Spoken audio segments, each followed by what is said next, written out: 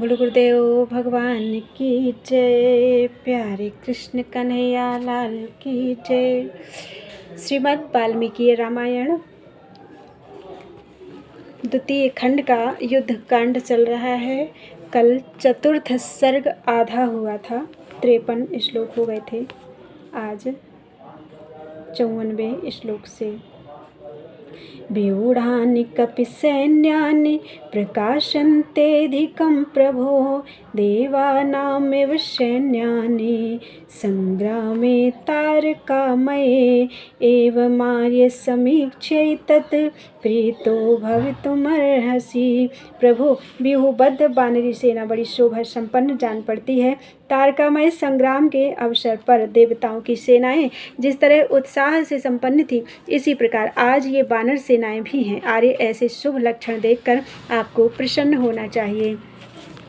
इति भ्रातरमाश्वास्य हृष्टः सौमित्रिरब्रवीत् अथावृत्य महीं कृतस्नां जगाम हरिवाहिनी। अपने भाई श्री राम को आश्वासन देते हुए हर्ष से भरे सुमित्रा कुमार लक्ष्मण जब इस प्रकार कह रहे थे, उस समय वानरों की सेना वहां की सारी भूमि को घेर कर आगे बढ़ने लगी। ऋक्षवानर शार्दूलैर् नखदृष्टायुधैरपि कराग्रैश्चरणाग्रैश्च वानरैरुद्धतं रजः। उस सेना में कुछ रीछ थे और कुछ सिंह के समान पराक्रमी वानर। नख और दांत ही उनके अस्त्र थे। वे सभी वानर सैनिक हाथों और पैरों की अंगुलियों से बड़ी धूल उड़ा रहे थे। भीममन्तर्दधे लोकं निवार्य सवितुः प्रभां सपर्वतवनाकाशं दक्षिणां हरिवाहिनी छादयन्ती ययौ भीमा ध्यामिमां बुधसन्ततिः। उनकी उड़ाई हुई उस भयंकर धूल ने सूर्य की प्रभा को ढककर संपूर्ण जगत को छिपा सा दिया। वह भयानक वानर सेना पर्वत, वन और आकाश सहित दक्षिण दिशा को आच्छादित सी करती हुई उसी तरह आगे बढ़ रही थी जैसे मेघों की घटा आकाश को ढककर अग्रसर होती है। उत्तरन्त्याश्च सेनायाः सततं बाह्योजनं बहुयोजनं नदीस्त्रोस्तांसि सर्वाणि शस्यन्दुर्विपरीतवत्। वह वानरी सेना जब किसी नदी को पार करती थी तो उस समय लगातार कई योजनों तक उसकी समस्त धाराएं उल्टी बहने लगती थीं। सरांसि विमलांभासि द्रुमाकीर्णांश्च पर्वतान् समान भूमि प्रदेशांश्च वनानि फलवन्ति च मध्येन च समन्ताच्च तिर्यक्चाधश्च साविशत् समावृत्य महीं कृतस्नां जगाम महती चमूः।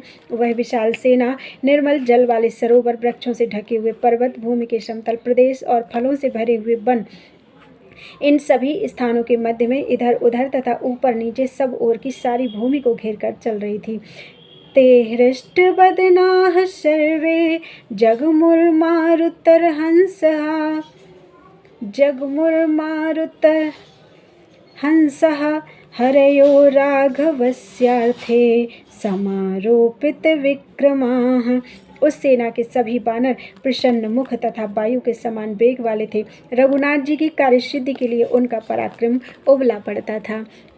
हर्षं वीर्यं बलोद्रेकान् दर्शयन्तः परस्परं यौवनोत्सेकजाद दर्पाद विविधांश्चक्रुरध्वनिः।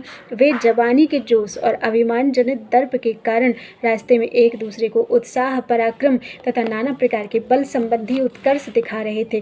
तत्र केचिद् द्रुतं जगमुरु उत्पेतुश्च तथा परे केचिद् किलकिलां चक्रुर्वानरा वनगोचराः प्रास्फोटयंश्च पुच्छानि सन्निजघ्नुः पदान्यपि। उनमें से कोई तो बड़ी तेजी से भूतल पर चलते थे और दूसरे उछलकर आकाश में उड़ जाते थे। कितने ही बनवासी वानर किलकारियां भरते पृथ्वी पर अपनी पूंछ फटकारते और पैर पटकते थे। भुजान् विक्षिप्य शैलांश्च द्रुमानन्ये भवञ्जिरे आरोहन्तश्च शृङ्गाणि गिरीणां गिरिगोचराः।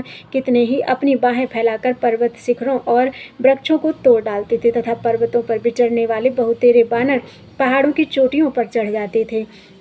महानादान् प्रमुञ्चन्ति छ्वेडामन्ये प्रचक्किरे उरुवेगैश्च ममृदुल् लताजालान्यनेकशः।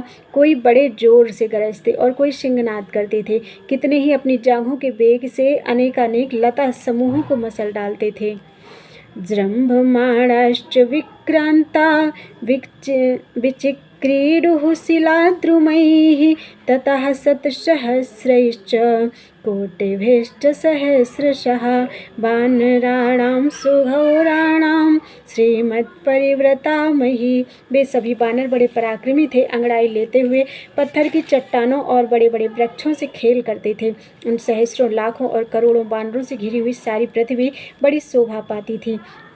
सा इष्म याति दिवारात्रं महती हरिवाहिनी प्रहृष्टमुदिताः सर्वे सुग्रीवेणाभिपालिताः वानरास्त्वरिता यान्ति सर्वे युद्धाभिनन्दिनः प्रमोक्षयिष्वः सीतां मुहूर्ते क्वापि नावसन्।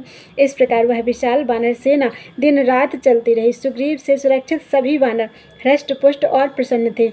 सभी बड़ी उतावली के साथ चल रहे थे। सभी युद्ध का अभिनंदन करने वाले थे और सभी सीता जी को रावण की कैद से छुड़ाना चाहते थे। इसीलिए उन्होंने रास्ते में कहीं 2 घड़ी भी विश्राम नहीं लिया। ततः पादपसंबाधं नानावनसमायुतं सह्य पर्वतमाशात्य वानरास्ते समारुहन्। चलते चलते घने वृक्षों से व्याप्त और अनेकानेक काननों से संयुक्त सह्य पर्वत के पास पहुंचकर वे सब वानर उसके ऊपर चढ़ गए। काननानि विचित्राणि नदी प्रश्नवद्राणि च पश्यन्नपि ययौ रामः सह्यस्य मलयस्य च। श्री रामचंद्र जी सहे और मलय के विचित्र काननों, नदियों तथा झरनों की शोभा देखते हुए यात्रा कर रहे थे। चंपकास्तिलकांश्चूतान् शोकान् सिन्धुवारकान् तिनिशान् करवीराश्च भजन्ति स्म प्लवंगमाः। वे बानर मार्ग में मिले हुए चंपा, तिलक, आम, अशोक, सिंधुवार, तिनिश और करवीर आदि वृक्षों को तोड़ देते थे। अंकोलांश्च करंजांश्च प्लक्षन्निग्रोधपादपान् जम्बूकामलकाननीपान् भञ्जन्ति स्म प्लवंगमाः। उछल उछल कर चलने वाले वे वानर सैनिक रास्ते के अंकोल, करंज, पाकर, बरगद, जामुन, आंवले और नीप आदि वृक्षों को भी तोड़ डालते थे। प्रस्तरेषु च रम्येषु विविधाः काननद्रुमाः वायुवेग प्रचलिताः पुष्पैर्वकिरन्ति तान्। रमणीय पत्थरों पर उगे हुए नाना प्रकार के जंगली वृक्ष वायु के झोंके से झूम झूम कर उन बानरों पर फूलों की वर्षा करते थे। मारुतः सुख संस्पर्शो वाति चंदन शीतलः षट्पदैरनुकूजद्भिर्वनेषु मधुगंधिषु। मधु से सुगंधित वनों में गुनगुनाते हुए भौरों के साथ चंदन के समान शीतल मंद सुगंध वायु चल रही थी। अधिकं शैलराजस्तु धातुभिस्तु विभूषितः धातुभ्यः प्रसृतो रेणुर्वायुवेगेन घट्टितः सुमहाद्वानरानीकं छादयामास सर्वतः। वह पर्वतराज गैरिक आदि धातुओं से विभूषित होकर बड़ी शोभा पा रहा था। उन धातुओं से फैली हुई धूल वायु के वेग से उड़कर उस विशाल वानर सेना को सब ओर से आच्छादित कर देती थी। गिरिप्रस्थेषु रम्येषु सर्वतः सम्प्रपुष्पिताः केतक्यः सिन्धुवाराश्च वासन्त्यश्च मनोरमाः माधव्यो गन्धपूर्णाश्च स्कुन्दगुल्माश्च पुष्पिताः। रमणीय पर्वत शिखरों पर सब ओर खिली हुई केतकी, सिंधुवार और बासंती लताएं बड़ी मनोरम जान पड़ती थीं। प्रफुल्ल माधवी लताएं सुगंध से भरी थी और कुंद की झाड़ियां भी फूलों से लदी हुई थीं।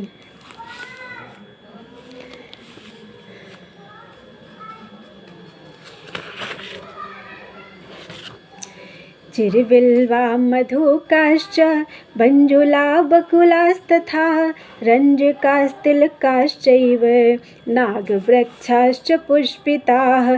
चिरबिल्व, मधुक अर्थात महुआ, बंजुल, बकुल, रंजक, तिलक और नागकेसर के वृक्ष भी वहाँ खिले हुए थे। चूताः पाटलिकाश्चैव कोविदाराश्च पुष्पिताः मुचुलिन्दार्जुनाश्चैव शिंशपाः कुटजास्तथा हिन्तालास्ते निशाश्चैव चूर्णकानीपकास्तथा नीलाशोकाश्च सरला अंकोलाः पद्मकास्तथा। आम, पाडर और कोविदार भी फूलों से लदे थे। मुचुलिंद, अर्जुन, शिंशपा, कुटज, हिंताल, तिनिश, चूर्णक, कदम्ब, नीलाशोक, सरल, अंकोल और पद्मक भी सुंदर फूलों से सुशोभित थे।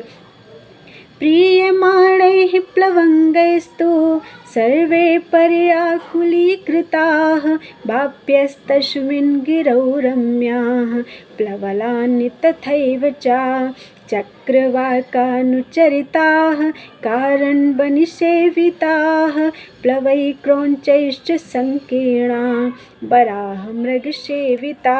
प्रसन्नता से भरे हुए वानरों ने उन सब वृक्षों को घेर लिया था। उस पर्वत पर बहुत सी रमणीय बावड़ियाँ तथा छोटे छोटे जलाशय थे जहाँ चकवे विचरते थे और जलकुक्कुट निवास करते थे। जलकाक और क्रौंच भरे हुए थे तथा सूअर और हिरन उनमें पानी पीते थे। ऋक्षैस्तरक्षुभिः सिंहैः शार्दूलैश्च भयावहैः व्यालैश्च बहुभिर्भीमैः सेव्यमानाः समन्ततः। रीछ, तरक्षु अर्थात लकड़बग्घे, सिंह, भयंकर बाघ तथा बहुसंख्यक दुष्ट हाथी जो बड़े भीषण थे सब ओर से आकर उन जलाशयों का सेवन करते थे।